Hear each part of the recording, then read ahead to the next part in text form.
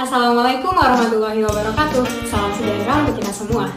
Dewan Juri dan rekan-rekan LKTI Trisakti Unhas 2020 yang terhormat.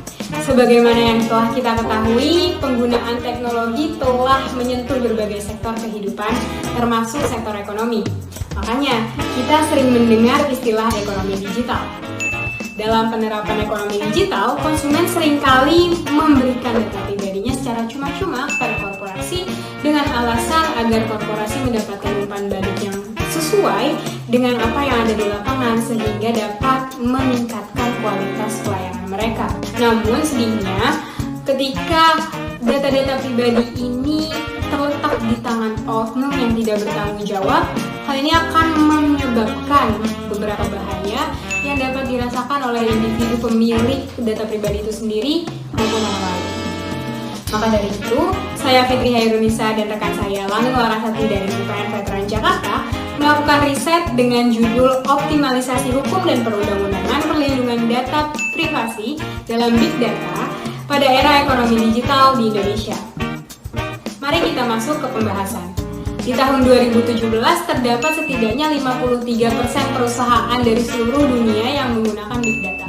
Ini merupakan angka yang sangat tinggi dan kenaikan yang sangat signifikan dari 2 tahun lalu, 2015, di mana hanya ada 17% perusahaan yang menggunakan Big Data. Pada dasarnya, hal ini terjadi karena penerapan konsep Big Data oleh perusahaan-perusahaan berbasis digital dianggap sangat membantu untuk meningkatkan kualitas layanan mereka. Analisis Big Data telah memberikan informasi terkait dengan preferensi, karakteristik, perilaku individu hingga kelompok kepada korporasi itu sendiri sehingga mereka dapat dengan mudah memperbaiki kualitas layanan mereka. Data inilah yang kemudian diolah dan dalam bentuk konkretnya kita sering lihat dalam iklan-iklan di feed Instagram, beranda Facebook, atau bahkan referensi searching Google kita sendiri. Belum lagi praktik digital dossier dan direct selling. Digital dossier merupakan suatu upaya pengumpulan data pribadi dalam jumlah banyak dengan menggunakan teknologi digital. Sedangkan direct selling sepertinya agak lebih akrab di telinga kita karena dalam term singkatnya dapat dijelaskan sebagai proses jual beli data pribadi oleh korporasi kepada masyarakat. Dalam praktiknya, informasi kita sebagai konsumen diperjualbelikan melalui agen-agen tanpa meminta izin terlebih dahulu dari kita sebagai pemilik data itu sendiri. Yang paling sering terjadi, menurut analisis Kompas di tahun 2019 adalah penjualan data dari agen kartu kredit. Data kita seringkali dijual begitu saja secara terbuka, secara luas dengan range harga antara Rp300 hingga Rp50.000 tergantung kelengkapan data. Kenyataan tersebut mencerminkan kerentanan individu yang kemudian dapat dieksploitasi untuk tujuan rekayasa dan manipulasi. Menurut Arianto dan Anggraini pada tahun 2019, dalam kajian keamanan siber, penyalahgunaan data pribadi yang terkumpul dalam Big Data disebut sebagai penyalahgunaan terhadap fungsionalisme siber dalam domain politik tingkat normal atau geometrik sipil.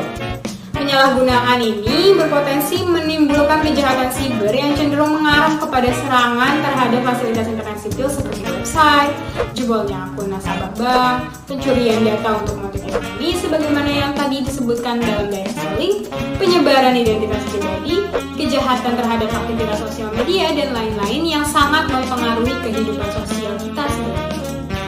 Lantas bagaimana menghadapinya? Salah satu jawabannya adalah tentu dengan membangun sistem keamanan siber yang baik dan efektif dalam skala nasional maupun internasional. Setidaknya ada 5 syarat yang harus diperhatikan dalam membangun sistem keamanan siber.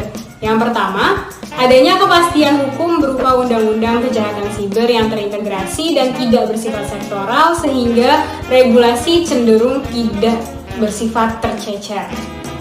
Yang kedua, terdapatnya kejelasan terhadap teknis dan tindakan prosedural atas perilaku dan tindakan penyalahgunaan data. Yang ketiga, hadirnya struktur organisasi dalam sistem keamanan siber. Yang keempat, terdapatnya pendidikan pengguna berupa kampanye publik dan komunikasi terbuka terhadap ancaman kejahatan siber baik yang baru maupun yang lama, mengingat rendahnya kesadaran masyarakat Indonesia akan pengakuan bahwa data pribadi merupakan properti pribadi yang harus dilindungi. Dan yang terakhir adalah kerjasama internasional dalam upaya mengatasi ancaman siber. Sebelum masuk ke penjelasan tentang urgensi perlindungan data pribadi di Indonesia, ada baiknya kita memahami terlebih dahulu tentang piramida ekonomi digital, di mana ada 4 golongan di dalamnya. Yang pertama adalah the spearhead, yakni industri yang produk-produknya merupakan inti dari komputer dan telekomunikasi. Yang kedua ada core sector, yakni industri manufaktur dan jasa komputer dan telekomunikasi. Yang ketiga ada main body, yakni industri yang hanya bisa dilakukan secara online. Dan yang keempat ada industri-industri lain yang hanya bisa dilakukan secara offline. Pada tingkat 1, 2, dan 3, digitalisasi ekonomi sangat mungkin terjadi sehingga memungkinkan individu memberikan data privasinya kepada pihak lain dalam ekonomi digital.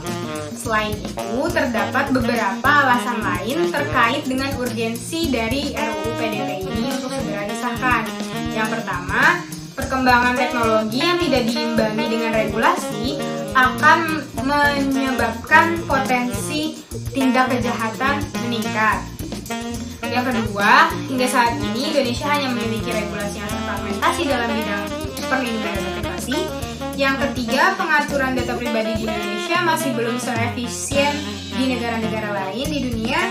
Yang keempat, maraknya kasus penyalahgunaan data pribadi dan sulitnya mendeteksi kasus tersebut juga menjadi salah satu persoalan. Yang kelima, RUU PDP ini belum masuk ke dalam daftar RUU prolegnas di DPR. Dan yang terakhir, hak privasi merupakan hak fundamental yang dimiliki oleh setiap individu, sehingga kesadaran atas kepemilikannya harus lebih dipupuk lagi di masyarakat Indonesia. Dalam merumuskan RUU perlindungan data pribadi, GDPR merupakan salah satu contoh yang baik. GDPR atau dalam bahasa Indonesianya Peraturan Perlindungan Data Umum adalah undang-undang privasi dan keamanan terberat di dunia yang disahkan pada tahun 2018 dan diterapkan di seluruh negara anggota Uni Eropa. GDPR ditujukan untuk memberikan kontrol kepada konsumen atas data pribadi mereka yang dikumpulkan oleh perusahaan.